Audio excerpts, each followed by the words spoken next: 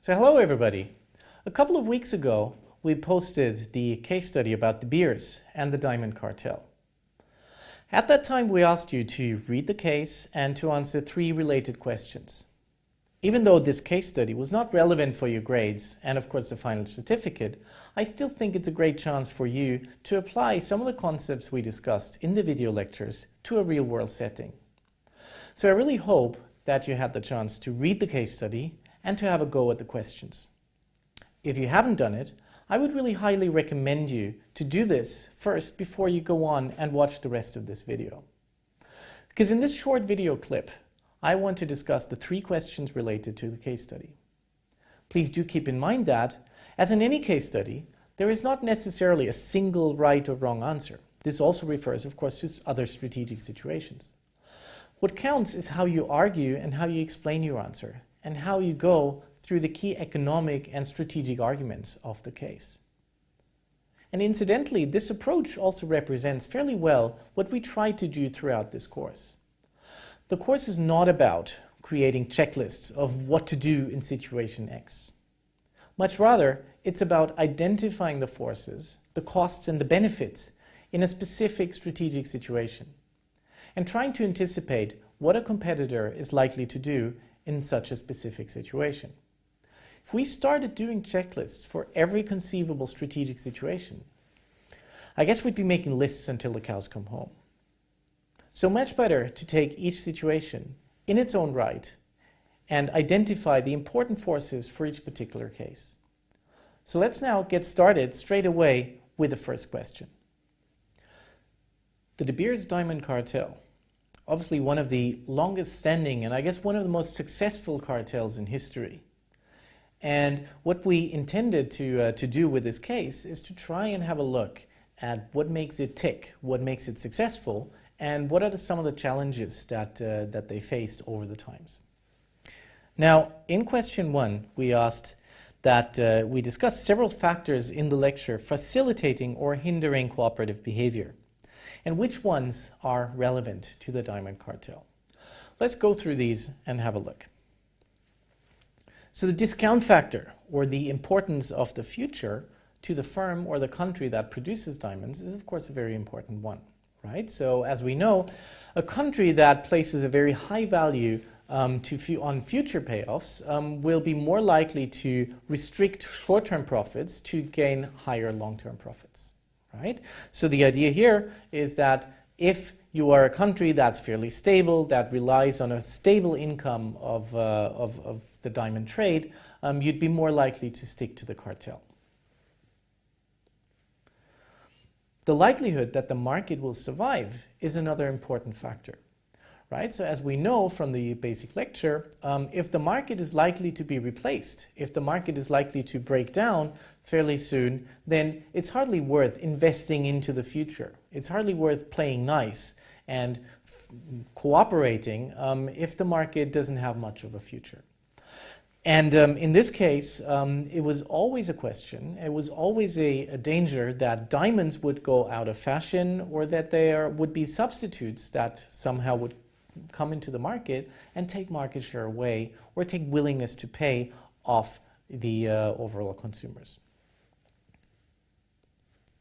The number of firms. So the number of firms or players, the number of active players that benefit from a collusive agreement also has a big role to play in the stability of a cartel or of a cooperative agreement.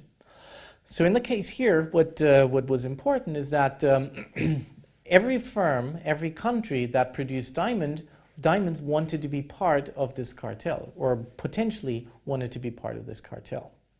And so it's quite obvious that the more diamonds get found, the more reservoirs of diamonds get found all over the world, the more unstable the cartel might get. Okay? Because there could be a case where one firm, one country that entered the market now for some reason has a very low value of the future and they would be more likely to break the cartel, for example.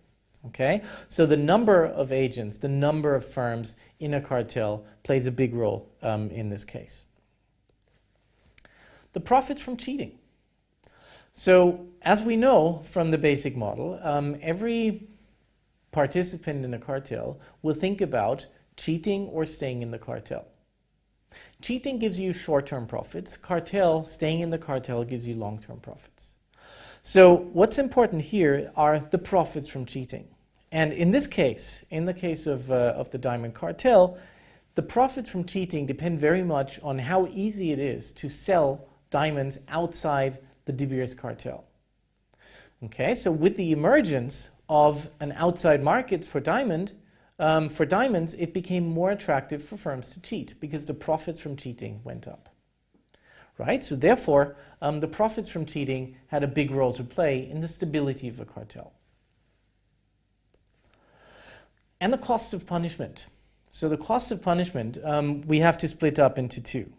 We have to split it up to the punisher.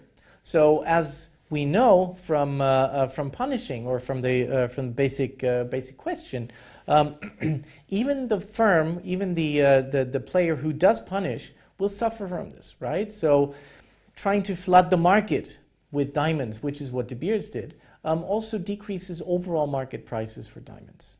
And that's as much a problem for De Beers as it is for the cartel breaker. Right? And so if the cost of punishment is very high, for example, because someone very important, someone with a very large market tries to go outside of the cartel, this is going to be expensive for De Beers as well. To the punished party, so these would be the firms that break out, the countries that break out of this cartel, the cost of punishment, of course, is also important. And so, for example, if you were the manager of a diamond producing, or of a diamond mine, and you were producing a type of diamond that De Beers cannot produce themselves, or that does not feature in the cartel, you wouldn't fear retaliation. So the cost of punishment would only be fairly small. Right? So here again, the cost of punishment depends on the degree of differentiation between the different types of diamonds. And therefore, it also means that we might be more or less scared or more or less afraid that De Beers punishes us if we step outside the cartel. Right? So these were the questions, or these were the possible factors that lead to the stability of a cartel in the case of diamonds. Question 2 was asking for reasons for why the cartel grew increasingly unstable in recent years, and if there was a pattern that we can detect in the type of attacks on the cartel, in the type of attackers, and if we can just take maybe two possible examples, two possible attackers, and see what the motives for this behavior were. So, looking at the discount factor, what is important to note is that many of the countries that had big diamond reservoirs were also countries that were often politically reasonably unstable. And so if there is political turmoil in some countries, then this might mean that they have a low value of the future because they need cash very quickly. Right? They need cash very quickly, and you don't know if you're in control of diamond mines today, if there is political turmoil, you might lose control of these diamond mines within the next half year, and therefore what you care about is the short term rather than the long term. And this, given the diamond cartel went through a period where there was quite a bit of civil war in Africa, for example, in several African countries, this meant that, as a consequence, the discount rates were fluctuating quite significantly among participants of the cartel. The likelihood that the market will survive also took a fairly significant hit, because there were rumors that artificial diamonds were becoming more and more like the real thing. So real diamonds and artificial diamonds started looking very similar, and in fact they were becoming more economical to produce, and they were becoming better in quality. So there are even episodes that people talk about where it became impossible to distinguish the quality of an artificial diamond and a real diamond. And once that happens, all of a sudden the limit to supply of diamonds does not exist anymore, right? So you need a factory that produces artificial diamonds, and that's basically that. Okay, so the likelihood that the market or the profits from the market will survive also fluctuated over time. The number of firms. As I mentioned previously, the number of firms is an important factor, and it changed over time in the diamond cartel, or in the history of the diamond cartel. So new diamonds were discovered. Canada, Russia, for example, started ramping up the production, and as a result, the market widened.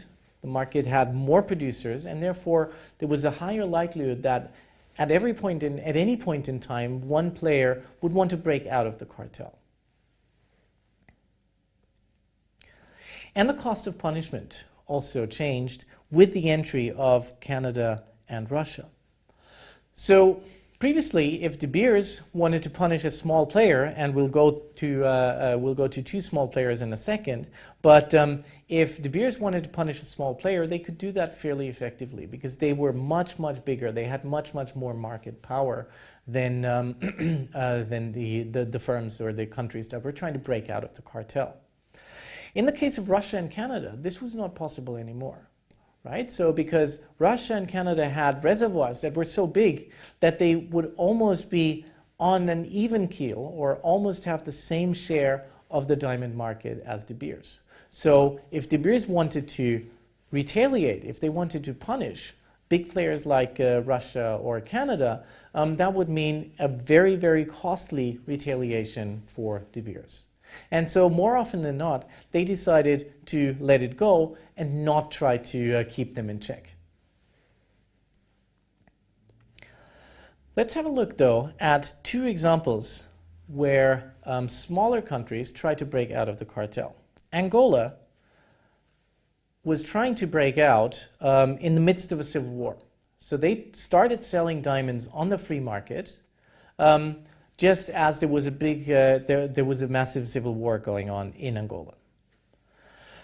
This meant, as I pointed out, that the future was comparably less important. There was a need for fast cash inflows. So whoever was in control of the diamond mines needed money to fund the civil war, or basically to acquire weapons. So this meant that deviating was more attractive than staying in the cartel. Why? Because the discount rate or the importance of the future was very small. Compare this to the case of Zaire. In the case of Zaire, the owners of the diamond mine simply felt that the terms that they were given were below what they expected, what they wanted. So, as you recall from the case, there was a fairly significant surcharge or handling fee that De Beers charged to Zaire for selling the diamonds through De Beers or through the central selling organization. So what Zaire felt is that, we actually deliver a reasonable percentage of overall diamond sales to De Beers, and we're not getting a particularly good deal. So their idea was more that they wanted to get out of the cartel, around the cartel, to send a message to De Beers and maybe come back for better terms. They claimed that they could easily recover some of the claiming fee or the handling fee on the free market while undercutting the cartel's artificially high prices. So this meant also for them that deviating was more attractive than staying in the cartel. So what was interesting, though, and I'd like to mention that, is the reaction of De Beers to Angola and Zaire. Okay, so in this case, De Beers basically did nothing. Right? So they just let it go. In this case, De Beers basically tried to retaliate very strongly. Okay? So no retaliation here, but big retaliation there. Why is that? Well, in the case of Angola, the idea was, well, if you try to punish, you might be punishing the wrong person. You might be punishing the wrong controller of the diamond mines. In the case of Zaire, this was a calculated move by Zaire, and so therefore the retaliation was also calculated. Okay, so the notion was that De Beers was not dealing with a rational actor in the case of Angola, whereas they were dealing with a calculating and rational actor in the case of Zaire. So question 3 goes more into the future, and it analyzes De Beers' recent changes in its strategies. And in particular, De Beers changed to a strategy of the supplier of choice.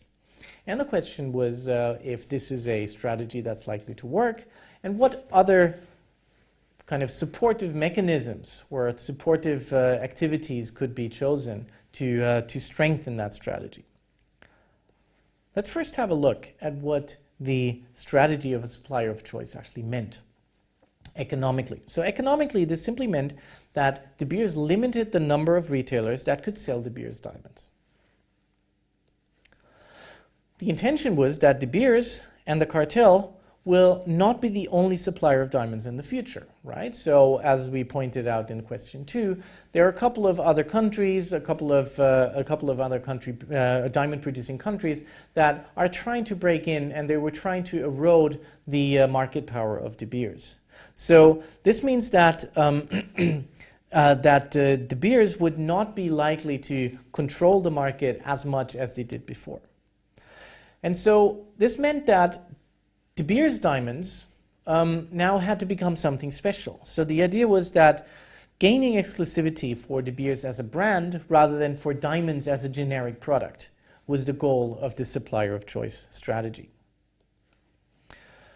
The problem, of course, was that De Beers basically spent almost 100 years trying to make clear that diamonds as an overall good, as an overall product category, are what matters. Right? It didn't matter if these were De Beers diamonds or other diamonds. Diamonds are forever, right? One of the most well-known marketing or advertising slogans in the world, I would guess. So diamonds are not differentiated, but yet De Beers was trying to limit, to now build a strategy that is based around exclusivity for De Beers diamond.